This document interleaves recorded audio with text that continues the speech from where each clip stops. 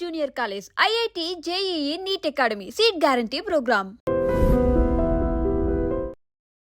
Sir అలాగే మిమ్మల్ని ఇంకోటి అడగాలి. ఇప్పుడు బ్రహ్మం గారు ఎక్కడ పుట్టారు, ఆయన కాలజ్ఞానం ఏమేమి రాశారు, ఒక 20 ఏళ్ల తర్వాత లేదా ఒక 100 ఏళ్ల తర్వాత ఏం జరుగుతుంది అనేది ఆయన బ్రహ్మంగారి కాలజ్ఞానంలో రాశారు. ఆ పుస్తకం నేను చూడలేదు, మీరు నేను చూసారని అడగండి, నేను నిజంగా చూడలేదు. సినిమాలో కానివ్వండి, బయట వాళ్ళు చెప్పే విషయాల్లో కానివ్వండి, మీరు దాన్ని కూడా అబ్జెక్ట్ చేశారు. బ్రహ్మంగారు కాలజ్ఞానం అనేది కాదు, ఆయన ఇక్కడ లేదు అని. ఏ విధంగా మీరు చెప్పగలిగారు? అక్కడ యాక్చువల్లీ ఆయన పుట్టిన ఊరు ఉంది, ఆయన రాసిన పుస్తకం కూడా ఉంది కదా, కాదంటారా? అంటే I have to relate a few answers. మీరు ఇంతకు ముందు కూడా గ్రహణాల గురించి ముందే చెప్పగలరు కదా అని అన్నారు. We will address all of them. Brahmam గారి కంటే ముందు పుట్టిన ఆయన పేరు నోస్ట్రాడామస్. ఆయన సైన్స్లోకి వెళ్ళారు? లేదు, నోస్ట్రాడామస్ సైన్స్ ఏమీ లేదు. నోస్ట్రాడామస్ అనే ఆయన ఫ్రాన్స్లో పుట్టిన ఒక astrologer who was also a physician, అప్పటి డాక్టర్. Okay okay. నోస్ట్రాడామస్ ఇచ్చిన ప్రెడిక్షన్సే అన్నీ నిజమైనాయి. ఆయన హిట్లర్ రాకను కూడా ముందే చెప్పాడు, ప్రపంచ యుద్ధాన్ని కూడా చెప్పేశాడు ఆయన. మీరు నమ్మారా ఆ విషయాన్ని? అదే చెప్తున్నాను. ఎలా సాధ్యం అవుతుంది, ఎప్పుడు ఏది జరుగుతుంది అని ఇన్వెస్టిగేట్ చేశారు. నేను చేయలేదు, ఆల్రెడీ చేసిన వాళ్ళు ఉన్నారు. దాంట్లో తేలింది ఏమిటి అని అంటే, నోస్ట్రాడామస్ ఒక ఇంటాలరెంట్ సొసైటీలో ఉన్నప్పుడు తను రాసింది ఎవరైనా క్లియర్గా అర్థం చేసుకుంటే చంపేస్తారని అప్పుడు చర్చ్ ప్రతి ఒక్కరిని చంపేస్తూ ఉండేది. ఇప్పుడు ఆఫ్ఘనిస్తాన్లో కూర్చొని కవిత్వం రాస్తా అంటే వాళ్ళు కుదురుతుందా? తాలిబాన్ వాళ్ళు లేపేస్తారు. అట్లాంటి టెరిబుల్ కండిషన్స్ ఫ్రాన్స్లో ఉండేవి. క్యాథలిక్, ప్రొటెస్టెంట్ ఐడెంటిటీస్తో ఇబ్బంది. ఈయనేమో ఇంగ్లాండ్లో ఉన్న ప్రొటెస్టెంటిజం వైపు మొగ్గు చూపుతూ ఉండేవాడు నోస్ట్రాడామస్. ఆయన తన కంటెంపరీ ఈవెంట్స్నన్నీ కూడా అర్థం అయ్యి కాని భాషలో, ఈ కాథ్రా అనే ఫ్రెంచ్లో 4 పాదాల కవిత్వం అది రాస్తూ ఉండేవాడు. దాంట్లో హిస్టర్ అన్న పదాన్ని వాడాడు. హిస్టర్ని పట్టుకుని హిట్లర్ అన్నారు. కానీ హిస్టర్ అన్నది ఒక భౌగోళిక ప్రాంతం. ఏదైనా విషయం జరిగితే ఆయన రాసిన దాంట్లో దీనికి సిమిలారిటీ ఉంటే దాన్ని దీనికి అన్వయించుకోవటం, అడాప్ట్ చేయటం అన్నది చేశారనమాట. ఫైనల్గా తేలింది ఏంటి అని అంటే, కంటెంపరీగా జరుగుతున్న విషయాలు ఇంతకుముందు జరిగిన విషయాల్ని తీసుకొచ్చి దాన్ని ఫ్యూచర్లో మాట్లాడినట్టుగా చెప్పారు అని. ఇది 9/11 గురించి కూడా ఆయన చెప్పాడు. 911 అని ఉంది అని ఆయన రాసిన దాంట్లో చెప్పారు. నిజంగా నోస్ట్రాడామస్ 911 రాశాడు. ఓకే. కానీ 911 అంటే అర్థం ఏంటి? 911 అంటే అర్థం 9th month September 11th date అని కాదండి. 911 ఇయర్ అండి, అంతే. ఓకే. ఆయన క్లియర్గా 911 అని రాస్తే నువ్వు దాన్ని అంతా వేరే అర్థాలు చెప్పటం దేనికి? అర్థం చేసుకున్నాను. ద ఇయర్ 911లో Normans, north people will attack అని ఈయన రాశాడు. But they have already attacked కదా, ఈయన 1500లో కదా పుట్టింది. సో పాస్ట్నంతా ఫ్యూచర్గా రాశాడు ఆయన, భయం వేసి చంపేస్తారని. సో దీన్ని 9/11గా ఇది అన్వయించారు కదా. యాక్చువల్లీ ఒక Canadian research student, PhD scholar, ఆయన ప్రాఫెసీస్ మీద తన పిహెచ్డి, ఫ్యూచర్ చెప్పటం ఇదంతా దాని మీద పిహెచ్డి అయింది. దాంట్లో తమాషాగా ఈయన తను ఒక ప్రెడిక్షన్ రాశాడు. రాసి నోస్ట్రాడామస్ చెప్పాడు అని రాశాడు. సో 9/11 అటాక్ జరిగినప్పుడు చూడు నోస్ట్రాడామస్ అప్పుడే చెప్పాడు అని అందరు మొదలుపెట్టారు. నేను రాశాను ఆయన పేరుతో అని అతను ఇప్పుడు రివీల్ చేశాడు ఆ ప్రెడిక్షన్ని, సో కాల్ ప్రెడిక్షన్ని. అలాగే డిఫరెంట్ అదర్ వర్డ్స్ బై నోస్ట్రాడామస్ని ప్రతి డిజాస్టర్కి అన్వయించుకోవటానికి ప్రయత్నం చేశారు. ఎటువంటి ప్రయత్నం అంటే, నోస్ట్రాడామస్ అన్నదే నిజమైందని మొదటి ప్రపంచ యుద్ధంలో చెప్పారు. రెండో ప్రపంచ యుద్ధానికి కూడా అదే పట్టుకొచ్చి ఇదిగో చెప్పాడని అన్నారు. ఆ తర్వాత 9/11 అటాక్ కూడా అదే అని చెప్పారు. అంటే కెనేడియన్ది కాకుండా ఇతను రాసిన ఒక డిజాస్టర్ ఇది. ఆకాశం నుండి ఒక జాయింట్ బర్డ్ విల్ కమ్ అని ఏదో ఒకటి ఉందన్నమాట. అంటే విమానాలు జాయింట్ బర్డ్ కాబట్టి అవి వచ్చేసి అటాక్ చేసినాయి అని దాన్ని అన్వయించారు. ఆయన 3 చెప్పాడా, 1 చెప్పాడా, అసలు దీని గురించి చెప్పనే లేదా? ఇటువంటి ప్రశ్నలు లేవు. సో ఇవన్నీ మానవ కల్పితాలే, మన అన్వయించుకోవటం. మీరు బ్రహ్మంగారి గురించి అడిగారు. నేను అనేది ఏంటంటే అంత గొప్ప మనిషిని మహిమలతో కట్టివేయద్దు అని. ఓకే. బ్రహ్మంగారు probably the only social scientist of the day. ఆయనకు ముందు సోషల్ రిఫార్మర్స్ ఉన్నారు. ఇప్పుడు మనం సోషల్ రిఫార్మర్స్ అంటే శంకరాచార్యుల వారు, ఆయన ఫిలాసఫర్ అండ్ సోషల్ రిఫార్మర్. ఆయన ముందు కాదు కానీ జీవితాంతంలో చండాలుల్లో కూడా దేవుణ్ణి చూశాడు కదా. తప్పుకో అంటే ఆయన నాలో ఆత్మనా నన్నా తప్పుకోమన్నది, నాలో దేవుణ్ణా అని అడిగేటప్పటికీ ఆయన రియలైజ్ అయ్యాడు అని అన్నారు. సోషల్ రిఫార్మ్లో ఆ మేరకు ఆయన కాంట్రిబ్యూషన్ ఉంది. రామానుజాచార్యుల వారు ఉన్నారు. ఆయన అందరికీ యాక్సెస్ ఉండాలి, డివైన్ మెసేజ్ అని ఆయన చెప్పాడు. These are reformers. But Brahmam garu even more than a reformer. ఆయన ఆడపిల్లలు రజస్వల కాకముందే పెళ్లి చేసుకోవటం అన్నది తప్పు అని చెప్పాడు. కులాల ఈ డిస్టింక్షన్స్ అన్నవి ఉండకూడదు అన్నాడు. అన్ని మతాల వాళ్ళు కలిసి ఉండొచ్చు అని చెప్పాడు. So that is the reform aspect of him. But for me the fascinating aspect of Brahmam garu is not simply, though it is very important, not simply social reform but as a social scientist. Okay. ఈ developments ముందుకు వెళ్తే ఇంకా ఎటువంటి సమాజం వస్తుంది అని ఆయన imagine చేశాడు. ఇప్పుడు డచ్ కంపెనీ అని ఉంది, మనం దేన్నైతే ఈస్ట్ ఇండియా కంపెనీ అంటామో, ఈ డచ్ కంపెనీ అన్నది పులికాట్ లేక్ దగ్గర వాళ్ళ హెడ్ క్వార్టర్స్. అక్కడికి ఈయన కడప 250 కిలోమీటర్లు. ఇది చెన్నైకి దగ్గరలో ఉంటుంది. డచ్ వాళ్ళు they already went to Indonesia. వాళ్ళు 1600 సంవత్సరం 1602 నుండి 1605 వరకు వాళ్ళ ఈస్ట్ ఇండియా కంపెనీ వాళ్ళు పెట్టుకున్నారు, డచ్ వాళ్ళు. ఇంగ్లీష్ వాళ్ళు 1600 సంవత్సరంలో రాణిగారి దగ్గర నుంచి, ఎలిజబెత్ I నుంచి వాళ్ళ కంపెనీకి స్టాంప్ వేయించుకున్నారు. అంటే 1600 సంవత్సరంలోనే తెల్లవాళ్ళు మన దేశానికి రావటమే కాకుండా ఇక్కడ వ్యాపారం చేయటానికి, పెద్ద ఎత్తున వ్యాపారం చేయటానికి ఒక కంపెనీ పెట్టుకుని దాంట్లో పార్ట్నర్షిప్గా, షేర్ హోల్డర్స్గా తెల్లవాళ్ళు బ్రిటిష్ వాళ్ళని చాలామందిని చేర్పించడం కూడా మనకు చరిత్ర చెప్తుంది.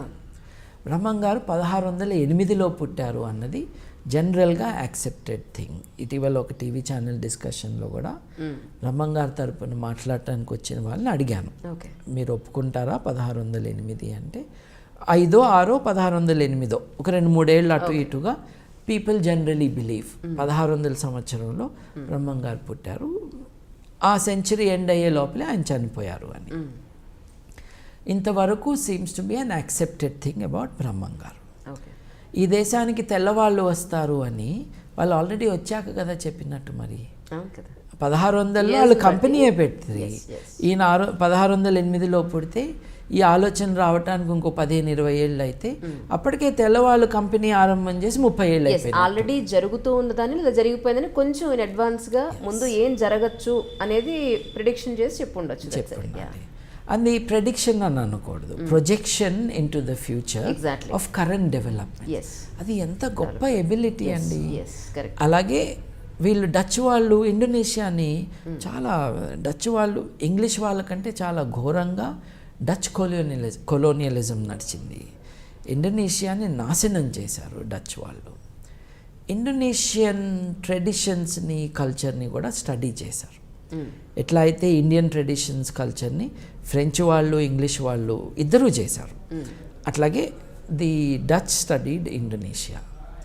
ఇండోనేషియాలో మనకి తోలుబొమ్మలాట ఎట్లాగో నీడలతో కథలు చెప్పటం అన్నది వాళ్ళకొక విద్య, వాళ్ళ కళ అది. సో రామాయణం కూడా నీడలతో చెప్తారు అక్కడ, అటువంటి విద్య వాళ్ళది. తెర మీద నీడలు. బ్రహ్మంగారు అదే కదా చెప్పింది. కొత్తగా సినిమా అని చెప్పలా, ఆల్రెడీ జరుగుతున్న విషయం చెప్పారు. అలాగే గ్రంథి అనే ఆయన వస్తారు, ఆయనే గాంధీ అన్నారు. ఏమో నిజంగా గ్రంథి అనే ఆయన వస్తాడేమో ముందు. గ్రంథి గాంధీ ఒకటి కాదుగా. But I don't think it is possible. It is not possible to divine the future. Science ప్రకారం కానీ ఇంకే విధంగా కానీ it is not possible to divine the future in this way. You can anticipate ఒక ఫ్యూచరాలజిస్ట్గా. టెక్నాలజీ ఇట్లా develop అవుతుంది, మీరు cinema హాల్కి వెళ్ళి సినిమా చూడక్కర్లేదు, సినిమానే మీ ఇంటికి వస్తుందని చెప్పచ్చు. టెక్నాలజీ వాట్ నెక్స్ట్ అనేది మనం ఆలోచిస్తాం. Absolutely. And that is social science. ఆ ఆస్పెక్ట్లో బ్రహ్మం garu is unparalleled in his ability to think and to create a human approach to all this. ఆడపిల్లలు ఎప్పుడు పెళ్లి చేసుకోవాలి దగ్గర నుంచి ఎవరెవరిని పెళ్లి చేసుకోవాలి దాకా, కులాలు అడ్డం రాకూడదంటము, మతం అడ్డం రాకూడదంటము, ఇవన్నీ గొప్ప విషయాలే కదా. అట్లాగే వితంతువులు కూడా రాజ్యాలు వెళ్తారు అని చెప్పటము. అని వితంతువులు రాజ్యాలు వెళ్తారు అన్నది ఆయన చెప్పినప్పుడు నా దృష్టిలో ఆడవాళ్ళకు కూడా మీరు ఈక్వాలిటీ ఇస్తే, వితంతువులను కూడా మీరు మనుషులుగా చూస్తే వాళ్ళు రాజ్యాలను కూడా ఏలగలరు అని ఆయన చెప్పటం. అదిగో ఇందిరాగాంధీ అన్నారు. అప్పటికి ఇండియా లేదు కదండి, అప్పుడు అన్ని చిన్న పిల్ల రాజ్యాలు కదా. ఇప్పుడు ఆయన ఉన్న దేశం కూడా, రాజ్యం కూడా ముస్లింలు పరిపాలిస్తున్న దేశం. సో ఇదంతా భారతదేశానికి అన్వయించుకుంటే ఎట్లా? అప్పటికి భారతదేశమే లేదు కదా. కంపెనీ వాళ్ళు కూడా, ఇంగ్లీష్ కంపెనీ కానీ డచ్ కంపెనీ వాళ్ళు కూడా అప్పుడు కేవలం వ్యాపారం చేస్తూ ఉన్నారు. వాళ్ళు 100 సంవత్సరాలు వ్యాపారంలో వచ్చిన ఖండకావరం కావచ్చు, బలుపు కావచ్చు, ఆ రిసోర్సెస్ కావచ్చు, వాటిని వాడుకుని కదా భారతదేశాన్ని అదుపులోకి తెచ్చుకుంది వాళ్ళు. So when he was alive and saying these things, they were not our rulers, there was no India. సామ్రాజ్యాలు ఉండి social reform, but as a social scientist. Okay, ఈ డెవలప్మెంట్స్ ముందుకు వెళ్తే ఇంకా ఎటువంటి సమాజం వస్తుంది అని ఆయన ఇమాజిన్ చేశాడు. ఇప్పుడు డచ్ కంపెనీ అని ఉంది, మనం దేన్నైతే ఈస్ట్ ఇండియా కంపెనీ అంటామో, ఈ డచ్ కంపెనీ అన్నది పులికాట్ లేక్ దగ్గర వాళ్ళ హెడ్ క్వార్టర్స్. అక్కడికి ఈయన కడప 250 కిలోమీటర్లు, ఇది చెన్నైకి దగ్గరలో ఉంటుంది. డచ్ వాళ్ళు they already went to Indonesia. వాళ్ళు 1600 సంవత్సరం 1602 నుండి 1605 వరకు వాళ్ళ ఈస్ట్ ఇండియా కంపెనీ వాళ్ళు పెట్టుకున్నారు, డచ్ వాళ్ళు. ఇంగ్లీష్ వాళ్ళు 1600 సంవత్సరంలో రాణిగారి దగ్గర నుంచి, ఎలిజబెత్ I నుంచి వాళ్ళ కంపెనీకి స్టాంప్ వేయించుకున్నారు. అంటే 1600 సంవత్సరంలోనే తెల్లవాళ్ళు మన దేశానికి రావటమే కాకుండా ఇక్కడ వ్యాపారం చేయటానికి, పెద్ద ఎత్తున వ్యాపారం చేయటానికి ఒక కంపెనీ పెట్టుకుని దాంట్లో పార్ట్నర్షిప్గా, షేర్ హోల్డర్స్గా తెల్లవాళ్ళు బ్రిటిష్ వాళ్ళని చాలామందిని చేర్పించడం కూడా మనకు చరిత్ర చెప్తుంది. బ్రహ్మం గారు 1608లో పుట్టారు అన్నది జనరల్గా యాక్సెప్టెడ్ థింగ్. ఇటీవల ఒక టీవీ ఛానల్ డిస్కషన్లో కూడా బ్రహ్మం గారి తరపున మాట్లాడటానికి వచ్చిన వాళ్ళని అడిగాను, మీరు ఒప్పుకుంటారా 1608 అంటే 5, 6, 1608 ఒక 2-3 ఏళ్ళు అటు ఇటుగా పీపుల్ జనరలీ బిలీవ్ 1600 సంవత్సరంలో బ్రహ్మం గారు పుట్టారు, ఆ సెంచరీ ఎండ్ అయ్యే లోపలే ఆయన చనిపోయారు అని. ఇంతవరకు seems to be an accepted thing about Brahmam garu. ఈ దేశానికి తెల్లవాళ్ళు వస్తారు అని వాళ్ళు ఆల్రెడీ వచ్చాక కదా చెప్పినట్టు. మరి 1600లో వాళ్ళు కంపెనీయే పెట్టింది, ఈయన 1608లో పుడితే ఈ ఆలోచన రావడానికి ఇంకో 15-20 ఏళ్ళు అయితే అప్పటికే తెల్లవాళ్ళు కంపెనీ ఆరంభం చేసి 30 ఏళ్ళు అయిపోయింది. ఆల్రెడీ జరుగుతూ ఉన్నదాన్ని లేదా జరిగిపోయిందని కొంచెం ఇన్ అడ్వాన్స్గా ముందు ఏం జరగచ్చు అనేది ప్రిడిక్షన్ చేసి చెప్పండి. అది ప్రెడిక్షన్ అని అనకూడదు, projection in to the future of current development. అది ఎంత గొప్ప ఎబిలిటీ అండి. అలాగే వీళ్ళు డచ్ వాళ్ళు ఇండోనేషియాని చాలా, డచ్ వాళ్ళు ఇంగ్లీష్ వాళ్ళకంటే చాలా ఘోరంగా డచ్ కొలోనియలిజం నడిచింది. ఇండోనేషియాని నాశనం చేశారు డచ్ వాళ్ళు. ఇండోనేషియన్ ట్రెడిషన్స్ని, కల్చర్ని కూడా స్టడీ చేశారు. ఎట్లా అయితే ఇండియన్ ట్రెడిషన్స్ కల్చర్ని ఫ్రెంచ్ వాళ్ళు, ఇంగ్లీష్ వాళ్ళు ఇద్దరూ చేశారు, అట్లాగే ది డచ్ స్టడీడ్ ఇండోనేషియా. ఇండోనేషియాలో మనకి తోలుబొమ్మలాట ఎట్లాగో నీడలతో కథలు చెప్పటం అన్నది వాళ్ళకొక విద్య, వాళ్ళ కళ అది.